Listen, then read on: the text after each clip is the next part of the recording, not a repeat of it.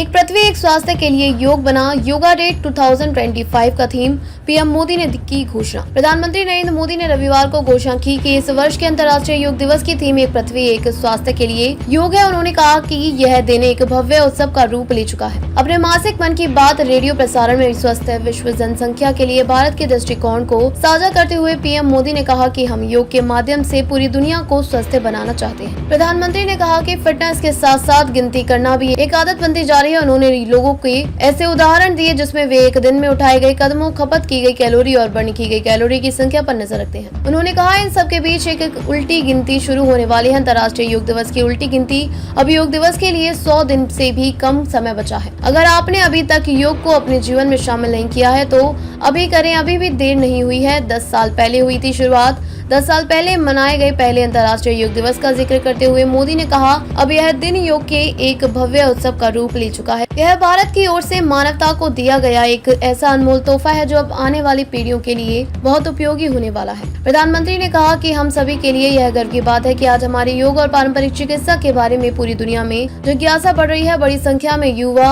योग और आयुर्वेदिक को स्वास्थ्य के बेहतरीन माध्यम से रूप में अपना रहे हैं। चिली का उदाहरण देते हुए उन्होंने कहा कि दक्षिण अमेरिका देश में आयुर्वेद तेजी से लोकप्रिय हो रहा है। पीएम ने कहा कि पिछले साल ब्राजील की अपनी यात्रा के दौरान मैंने चिली के राष्ट्रपति से मुलाकात की थी। आयुर्वेद की लोकप्रियता के बारे में हमारी काफी चर्चा हुई थी। दुनिया भर में आयुष प्रणालियों की तेजी से बढ़ती लोकप्रियता और प्रमुख हितधारकों के योगदान को स्वीकार करते हुए उन्होंने कहा कि मुझे सोमोस इंडिया नामक एक टीम के बारे में पता चला है। स्पेनिश में इसका मतलब है हम भारत हैं। यह टीम लगभग एक दशक से योग और आयुर्वेद को बढ़ावा दे रही है। उनका ध्यान उपचार के साथ साथ शैक्षणिक कार्यक्रमों पर भी है।